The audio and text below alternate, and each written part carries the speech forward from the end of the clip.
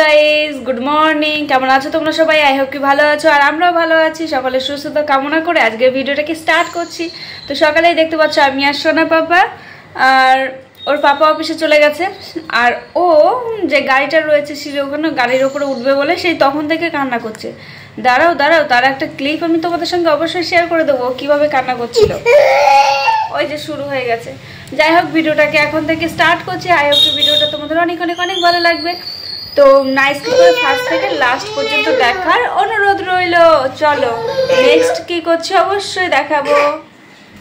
কোলে আসো, আসো আসো আসো। সোনা বাবা এখন উঠবে গাড়িতে। গাড়িতে ওঠার জন্য পাগল হয়ে গেছে। ফ্যানটা অফ করো। মানে সকালবেলায় শুরু। আর গাড়িটা যেহেতু ওইখানে রয়েছে, বৃষ্টি পড়ছে, তোমাদের দাদাভাই গাড়ি নিয়েও আজকে যেতে পারেনি। চেয়েছিল গাড়ি নিয়ে যাওয়ার জন্য, পারছো না তো বৃষ্টি পড়ার কারণে নিয়ে যেতে পারিনি। যাই হোক, ও গাড়িতে ওঠার জন্য পাগল হয়ে গেছে। একটু চা পাই, চা খাওয়া হয়ে গেছে আমাদের। বিশ্বাস করো, আজকে সারাদিনটা এত কান্নাকাটি করেছে। আর এই গাড়ি নিয়ে সারাক্ষণকে গাড়িতে উঠিয়ে রাখা সম্ভব? আর আজকে যে কিভাবে রান্না করেছি, আর আমি রান্না করেছি, আর ও আমার কাজগুলো যে কিভাবে বাড়িয়েছে এই ভিডিওতে তোমরা অবশ্যই দেখতে পাবে। আর ভালো করেই আজকে দেখাবো। আজকে রান্নাটাকে ফোকাস না দিয়ে সোনা পাপার দুষ্টুমিগুলোতে ফোকাস দিয়েছি। আর সব কিছু চোখের আড়ালে, মানে রান্নায় ধরো একটা কিছু করছি, মাছ ভাজছি, তার মধ্যে দিয়েও কিছু করে রেখে দিয়েছে, এই রকম টাইপের আর কি। তো দেখো গাড়িতে উঠে পড়েছে। আর সকালে ওর পাপা 8:10 অফিসে বেরিয়ে গেছে, তার আগেই সোনা পাপা উঠে থেকে শুরু করে দিয়েছে। তাহলে ভাবো, মানে সকাল থেকে আজকে স্টার্ট করেছে, তাহলে সারাদিনটা মানে কি না কি করবে। গাড়ির ওপরে উঠে পিপিপ পিপিপ করছিল। আর খুন্তি, এই খুন্তিটার কথা আর কি বলবো। কালকে আমরা বেরিয়েছিলাম, তোমরা আগের ব্লগে দেখতে পেয়েছো। তো তারপর বাড়ি এসে রাতে যখন খিচুড়ি রান্না করব তখন আর খুন্তি খুঁজে পাচ্ছি না। আমাদের বাসনের দুটো ঝুড়ি থাকে, বাসন রেখে মাসি একটা ঝুড়িতে রেখে যায়, ওটা শিলের পাশেই থাকে। তোমরা ব্লগের মধ্যে মাঝে মধ্যে দেখবে হয়তো। তো সেটাতে আর রান্নাঘরের মধ্যে যেই বাসনের ঝুড়িটা থাকে, দুটোর মধ্যেই খোঁজাখুঁজি করছিলাম আর কি।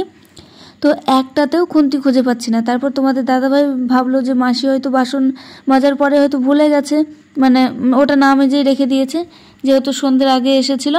তারপর আমি বললাম না, উনি বাসন মেজে রেখে গেছে। তারপরে কিন্তু সোনা বাবা খুন্তিটা নিয়ে খেলা করেছে। তারপর তোমার দাদাভাই সত্যি সত্যি বাইরে গিয়ে দেখে আমাদের যেই বাইরের ডাস্টবিনটা রয়েছে, যত নোংরা ওর মধ্যে ফেলি, তো সেইটার মধ্যে খুন্তিটা রেখে দিয়েছে। ওই খুন্তি দিয়ে তো আর রান্না করব না, তার জন্য ওইটা তোলাও হয়নি। সকালবেলায় দেখো খুন্তি নিয়ে হাজির হয়েছে। আর এদিকে আমি সবজি কেটে রান্না বান্না চাপিয়ে দিয়েছি। আর আজকে তোমরা দেখতেই পেলে মাছ রান্না হবে। আজকে নাকি বাজারে এই রকম কাতলা মাছ, মানে মাথা আর লেজ এইটুকু সাইজের কাতলা মাছ নাকি প্রচুর উঠেছে। তাই আজকে আমাদের এইগুলোই এনেছে। এরকম কাতলা মাছ ফার্স্ট টাইম খাবো, মানে মাথা আর লেজ দিয়ে যে একটা গোটা কাতলা মাছ, তো এরকম মাছ আজকে ফার্স্ট খাবো আর কি। তো যাই হোক, এখানে আমি দুটো কড়াই একসঙ্গে চাপাবো, কারণ যত তাড়াতাড়ি রান্না করতে পারবো সোনা বাবাকে কিন্তু তত তাড়াতাড়ি খাওয়াতে পারবো। আর এই রান্না, এটা একটা বড় কাজ।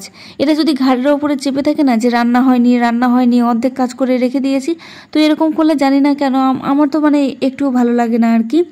তার জন্য আমি রান্নাটাকে কমপ্লিট করতে চাই। আজকে হবে উচ্ছে ভাজা, ডাল আর মাছের ঝোল, আলু ফুলকপি দিয়ে করব। তো এখানে দেখো মাছগুলো আমার ভাজা হাফটা হয়ে গেছে। আর ওই দিক থেকে ডাক পড়েছে, সোনা পাপার স্কুল থেকে যে ডিমটা দেয়, তো একজনের দিদিভাই আমাকে দিয়ে যায় রোজ। খিচুড়িটা নিই না, ওই দিদিভাইকে বলি খিচুড়িটা তুমি নিয়ে নিও আর ডিমটা দিয়ে যাও আর কি। ডিমটা যেহেতু ও চটকায়, মানে 2-1 দিন খায় আর 2-1 দিন চটকে ফেলে দেয়, তো তার জন্য ডেকেছিল, তার জন্য আমি আবার ডিমটা আনতে গেলাম।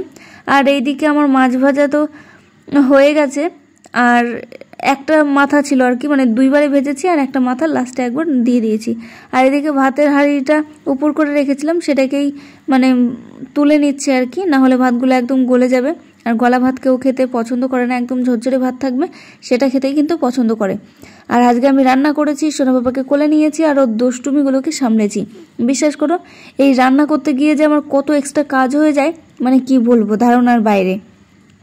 এবার ফুলকপিগুলোকে আমি ভালো করে ভেজে তুলবো। আর এটাকে ভাপ দিয়ে নিয়েছি অবশ্যই, না হলে কিন্তু যাদের গ্যাস হয় ফুলকপি খেলে আরও বেশি গ্যাস হবে ভাপ না দিলে। তো তার জন্য আমি ভাপ দিয়ে নিয়েছি। আর এখানে তেজপাতা আর জিরে দিয়ে আমি কিন্তু আলুগুলোকে ভাজতে বসিয়ে দিয়েছি।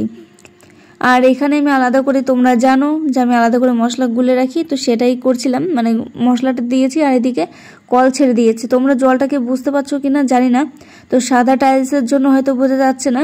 তো দেখো ওখানে অনেকটা জল ফেলে দিয়েছে, আর এখানে আমল দুধগুলো ফেলেছে। ওকে আমল দুধ দিয়ে বসিয়ে রেখেছিলাম যাতে ও একটু বসে চুপ করে আমি রান্না বান্না করতে পারি, কারণ ও ছোটাছুটি করলে অনেক কাজ বাড়িয়ে দেয় তার জন্য। আর এইদিকে দেখো গরম জল আমি করে রেখেছিলাম, সেইটা দিয়ে কিন্তু আমি লঙ্কার গুঁড়ো আর হালকা একটু কাশ্মীরি লঙ্কার গুঁড়ো দিয়েছি, হলুদ গুঁড়ো আর এমনি নর্মাল লঙ্কা গুঁড়ো দিয়ে এখানে গুলে রাখবো, কারণ আলুটাকে ভালো করে ভাজা হলে তারপর আমি এটা তার মধ্যে অ্যাড করে দেব। আর সাইডে কিন্তু আমার উচ্ছে ভাজাটা হয়ে গেছে, তারপরে আমি ডাল বসিয়ে দিয়েছি।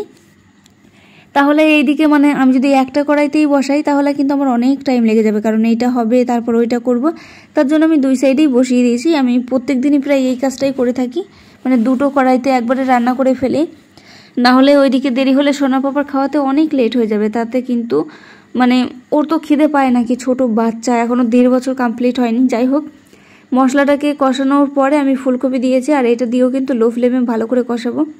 এখানে আমি রান্না করছি আর দেখো ওর নিচে সব কিছু নামাচ্ছে। এদিকে ডালেও আমি ডালে কাটা দিয়ে জল দিয়ে দিয়েছি, লঙ্কাগুলো দিয়ে দিলাম, কাঁচা লঙ্কা। আর এখানে দেখো, এই দেখো আমি ওইদিকে রান্না করছিলাম আর ও ঘিয়ের কৌটা নিয়ে পালিয়েছে। প্রথমে আমি বুঝতে পারিনি, তারপরে আবার দেখি গিয়ে আমি বুঝতে পারিনি যে ও কী নিয়ে দৌড়ালো। মানে ঘিয়ের কৌটা নিয়েছে সেটা জানি, মানে মুখটা খুলে দৌড়েছে সেটা জানি না, আসলে আমি এটাই বলতে চাইছিলাম। তারপরে ডাইনিংয়ে দেখি মুখটা পড়ে রয়েছে, তারপরে দেখি ঘিয়ের কৌটা খাটের তলায় ঢুকিয়ে দিয়েছে। এই যে দেখো চিনি আর বিস্কিট এই দুটো নিয়ে তিনি হাঁটা দিয়েছে, কোথায় যাবে জানি না। দেখো এই দুটো নিয়ে ও পালাচ্ছে। ওইখান থেকে যে কতবার আমি মশলার কৌটাগুলো তুলছি, ও নিচে নামাচ্ছে, আমি তুলছি। এর আগে একদিন তো কাচের কৌটাতে 5 ফোড়ন রেখেছিলাম, তো সেইটা তো ভেঙেই দিয়েছে। মানে সব মানে এরকমই করতে থাকে, যাদের বাড়িতে ছোট বাচ্চা আছে তারাই একমাত্র জানে যে মানে কি অবস্থা হয় আর কি। আর তারপরে ধরার কোনো লোক নেই বাড়িতে এখন, তো এই কারণে এইগুলো নিয়ে আমাকে কাজ করতে হয়। যাই হোক, একদিন সব ঠিক হয়ে যাবে। যখন ও বুঝতে শিখবে তখন হয়তো এই কাজগুলো করবে না, এখনও বোঝে না, তাই ও এগুলো করতে থাকে। আর এদিকে দেখো ডালে একটু ফেনা হয়েছিল, তাই সেগুলো আমি ফেলে দিলাম। এদিকে ঝোলটা ভালো মতোই ফুটছে আর আমি মাছগুলো দিয়ে দিয়েছি, মানে দিচ্ছি আর কি, দেওয়া হয়নি, দিচ্ছি। আর এটা ফুটে গেলে তারপরে একটু ধনিয়া গুঁড়ো আর জিরে গুঁড়ো দিয়ে নামিয়ে নিলেই কিন্তু রেডি। আর হ্যাঁ, একটা দুটো আলু কিন্তু গলিয়ে দেবে, নাহলে ঝোলটা একদম ট্যাল ট্যাল ট্যাল ট্যাল করবে। যাই হোক, এখানে দেখো প্রায় হয়ে গেছে। এবার ধনিয়া গুঁড়ো আর জিরে গুঁড়ো দিয়ে নামাবো। আর দেখো অবস্থা দেখো কোথায় ঢুকছে, দেখেছো?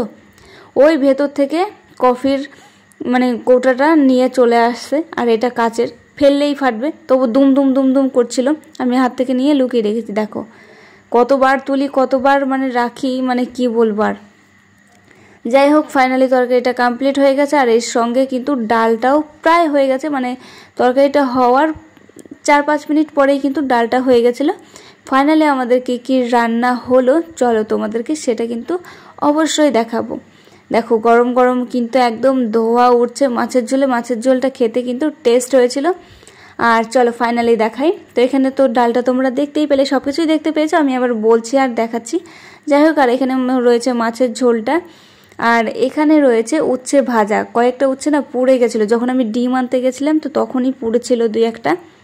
আর এখানে রয়েছে সোনা পাপার জন্য যেই পোলাওটা করেছি, ভাত একদমই খেতে চায় না, তার জন্য ওকে আমি একটু মানে একদম নর্মালভাবে পোলাও তৈরি করে দিয়েছি। আর এই যে দেখো আরেকটা হাতে ঘিয়ের কৌটো নিয়ে নিয়েছে, তো 2-3টে ছিল ঘিয়ের কৌটা, তো তার মধ্যে তো একটা ওরকম ফেলেছে আর একটা হাতে নিয়ে ঘুরছিল। আর আমি এই জায়গাটাকে পরিষ্কার করবো ভাবছিলাম, কালকে রাতেই একবার ট্রাই নিয়েছিলাম বাট হয়নি। সোনা পাপা কান্না করছিল তাই আবার সব রেখে দিয়েছিলাম মেলোমেলো করে। সোনা পাপা ঘুমিয়ে পড়েছে। আমি এই কাজটা কমপ্লিট করেই ভাবছিলাম যে ওকে ডেকে তুলবো, তারপর স্নান করিয়ে দেব, কিন্তু আমার এই কাজটাও কমপ্লিট হয়ে গেছে, ওকে ডাকতে হয়নি, ও এমনি আমাকে ডাকা শুরু করে দিয়েছিল ঘর থেকে মা মা করে।